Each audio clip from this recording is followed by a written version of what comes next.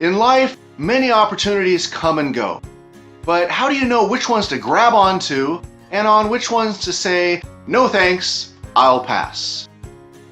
Today I'm going to help you make the right choice more often by looking at 3 types of opportunities. So let's get started.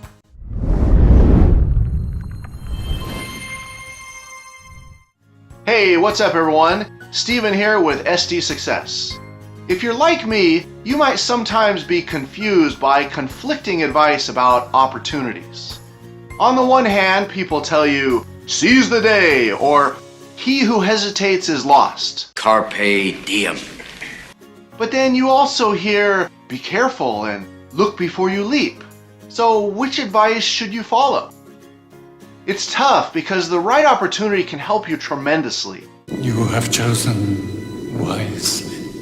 But the wrong one can make matters much worse. You fell victim to one of the classic blunders. If you consider these 3 types of opportunities, it'll be easier to make the right call. The first type of opportunity is what I like to call the NGO find. You've probably faced this many times before. You're dealing with a problem and there are no good options, NGO. In this case, you're best off trying to find some new opportunities. You can brainstorm, ask an expert, do some research, find an app or program that already does that for you. There's an app for that. There's lots of ways that you can find out. In most cases, there's at least 1 or more options you haven't even considered because you're just not aware that they exist. Before deciding which new opportunity to use, you might want to consider the following. Does it solve all of your issues? Will it create new problems? Will everyone involved benefit? Can you trust the provider? What unexpected consequences might arise? Finally, if you're in a team that's facing an NGO situation and you find a great new opportunity, then that's wonderful for the team and for your reputation.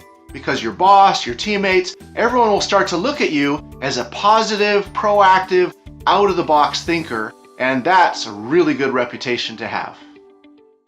The second type of opportunity is the chance of a lifetime. In this case, you didn't have a problem or special need, but someone approached you out of the blue with an amazing opportunity. You're wise to be careful and suspicious on these, especially if you're being pressured to decide quickly. You only have 10 seconds to decide, sir. Scams based on chance of a lifetime are so common, they gave rise to the famous idiom, if it looks too good to be true, it probably is. If it's an investment opportunity, you might want to ask yourself, would I be okay if I lost 100% of this money? Because there's a decent chance that might happen. The key here is not to reject all of these outright, but instead to be cautious and do your research. You might be investing in the next Facebook or Apple. On the other hand, you could be about to flush all your money right down the toilet.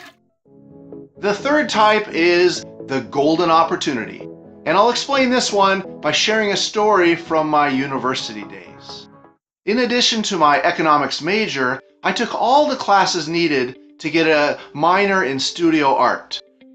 My favorite part was going to the art studio on Friday or Saturday night at around 7 p.m. because the art studio was empty.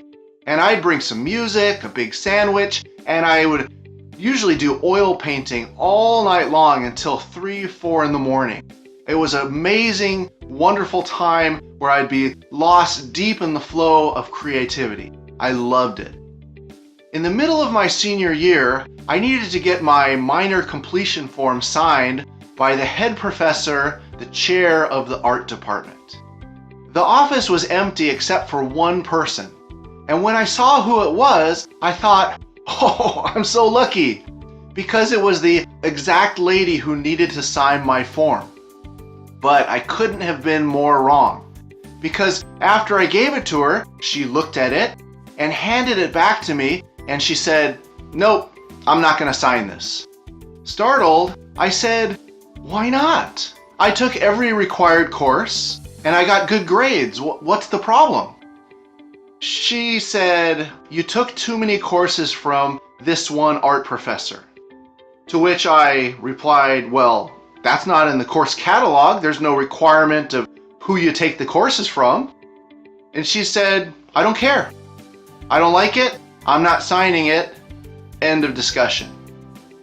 Arguing with her was clearly pointless, so I just left, and over the next week I thought about many different options which might actually resolve the problem or make it worse. I didn't know what to do.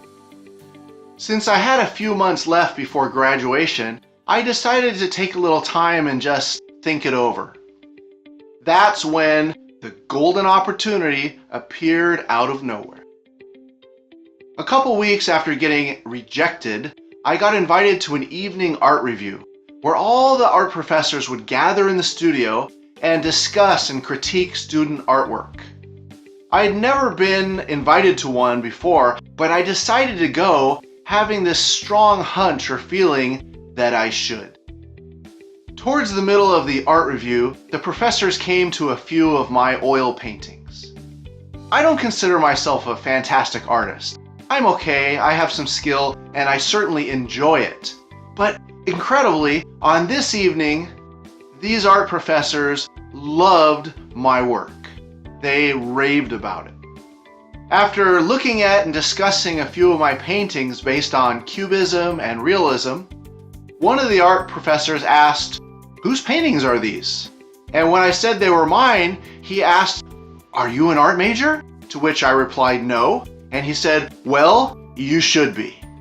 After a few more positive comments about my work, the professors then said, hey everyone, it's time for intermission. Enjoy some refreshments and we'll start again in about 10 minutes.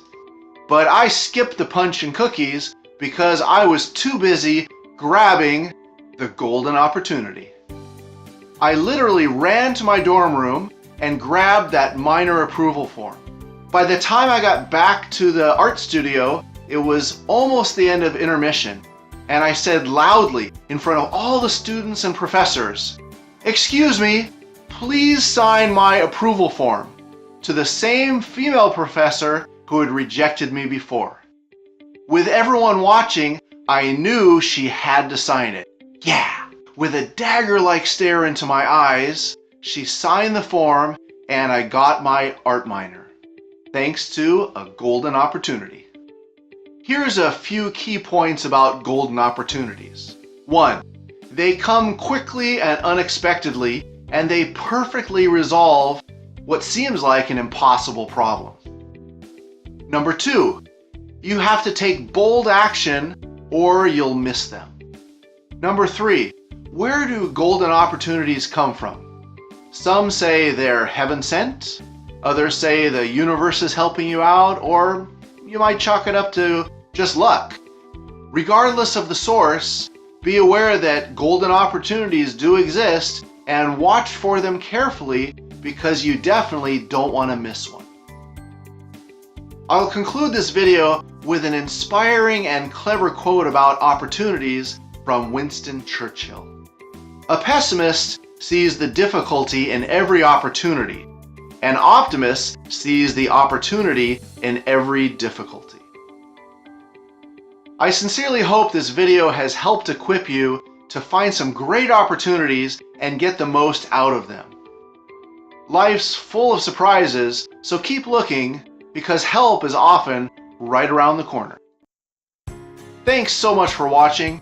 If you're new here, consider subscribing down below, click on like, and make sure to hit that bell notification so you don't miss anything. For more tips about success mentality or public speaking, click on one of the videos above. This is Steven signing out.